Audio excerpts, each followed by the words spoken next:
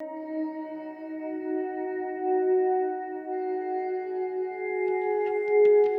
खौफनाक सन्नाटा धीरे धीरे धरती को अपनी चपेट में ले रहा है। एक ऐसी अदृश्य ताकत है जो हर एक सांस में अधर्म और पाप घोल रही है। समाज की पवित्रता टूट रही है। लोग अचानक बुरी लतों और विनाशकारी आदतों की तरफ आकर्षित हो रहे हैं। यह आखिर कौन सी शक्ति है जो इंसानों के दिलों पर कब्जा कर उन्हें अंधकार में धकेल रही है? आखिर किस गहरी साजिश के तहत धर्म के पांव लड़खड़ा रहे हैं? क्या हुआ था जब ये अदृश्य साया महाराज परीक्षित के शासन में पहुंच गया था? क्या वह इस अदृश्य दुश्मन को रोक पाए या उनका समूचा संसार रहस्यमय षड्यंत्र का शिकार हो जाएगा? महाराज परीक्षित हस्तिनापुर के सिंहासन की गरिमा संभालते हुए एक श्रेष्ठ राजा थे, जिन्होंने अपने पूर्वजों की भांति धर्म का पालन और संरक्षण किया। पांडवों के गृह त्याग के पश्चात ब्राह्मणों के मार्गदर्शन में उन्होंने पृथ्वी पर सफल और आदर्श शासन स्थापित किया। उन्होंने विराट के पुत्र उत्तर की पुत्री इरावती से विवाह किया, जिससे उनके 4 वीर पुत्र उत्पन्न हुए: जन्मेजय, श्रुतसेन, उग्रसेन और भीमसेन द्वितीय। कुलगुरु कृपाचार्य के निर्देशन में गंगा तट पर आयोजित 3 भव्य अश्वमेध यज्ञों में स्वयं देवताओं ने भाग लिया। समय बीतने के साथ उनके राज्य में कलयुग के अधार्मिक प्रभाव प्रवेश करने लगे। धीरे धीरे उन्हें झांत हुआ कि प्रजा में मांसाहार, जुआ, व्यभिचार तथा नशा जैसी प्रवृत्तियां पनपने लगी हैं। इन चारों को वे अधर्म और कलह की जड़ मानते थे। यह स्थिति उन्हें भीतर तक झकझोर गई और उन्होंने उसी क्षण निर्णय लिया, धर्म की पुनः स्थापना के लिए वे स्वयं निकलेंगे। अपने धर्म यात्रा अभियान के दौरान महाराज परीक्षित ने जम्बू द्वीप के सभी 9 क्षेत्रों के राजाओं को पराजित कर अधीन किया।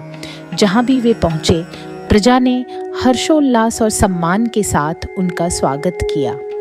हर नगरी, हर ग्राम में उन्होंने अपने पितामहों और भगवान श्री कृष्ण की महिमा का वर्णन किया, जिससे जनमानस भक्ति और गौरव से भर उठा। उन्होंने उपहार और सम्मान देकर प्रजा की समृद्धि सुनिश्चित की, किंतु तभी एक भयावह दृश्य ने उनकी आत्मा को झकझोर कर रख दिया। एक शूद्र के वेश में कलयुग पृथ्वी देवी को, जो एक असहाय गाय के रूप में थी, और धर्म को, जो एक घायल बैल के रूप में थे, निर्दयता से पीट रहा था। धर्म का बैल अत्यंत दुर्बल था। उसके 3 पैर तपस्या, पवित्रता और दया पहले ही टूट चुके थे। अब वह अपने अंतिम स्तंभ सत्य के सहारे किसी तरह खड़ा था। पृथ्वी माता की आंखों से अश्रुधारा बह रही थी, मानो उनका पुत्र उनसे छीन लिया गया हो। इस दृश्य ने महाराज परीक्षित को गहरी वेदना, करुणा और क्रोध से भर दिया।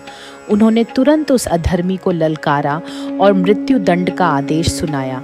परंतु जैसे ही कलियुग ने राजा की शरण में आकर क्षमा मांगी, उन्होंने क्षत्रिय धर्म की मर्यादा निभाते हुए उसे जीवन दान दिया।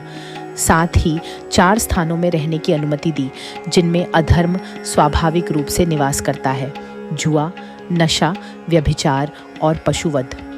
जब कलयुग ने एक 5वां स्थान मांगा, तो महाराज ने उसे स्वर्ण के संग्रह स्थलों में रहने की अनुमति दी। इसके पश्चात उन्होंने अवैध सोने को जब्त कर उसका उपयोग संकीर्तन और यज्ञों में किया, जिससे धर्म के अंतिम स्तंभ सत्य की रक्षा हो सके। इस प्रकार महाराज परीक्षित ने कलियुग के प्रभाव को नियंत्रित किया और पृथ्वी पर पुनः धर्म, शांति और न्याय की स्थापना की। महाराज परीक्षित का शासन युगों युगों तक एक आदर्श के रूप में याद रखा जाएगा, जहां राजा केवल शासन नहीं करता था, बल्कि धर्म की रक्षा के लिए अपनी आत्मा को अर्पित कर देता था। हम श्रीमद् भागवतम की ऐसी ही और कहानियाँ लेकर आ रहे हैं, वो कहानियाँ जो केवल सुनी नहीं जाती, महसूस की जाती है। अगर आप इस दिव्य यात्रा का हिस्सा बनना चाहते हैं तो अब भी चैनल को सब्सक्राइब करें और बेल आइकन दबाएं, क्योंकि यहाँ कहानियाँ केवल कहीं नहीं जाती, उन्हें जिया जाता है।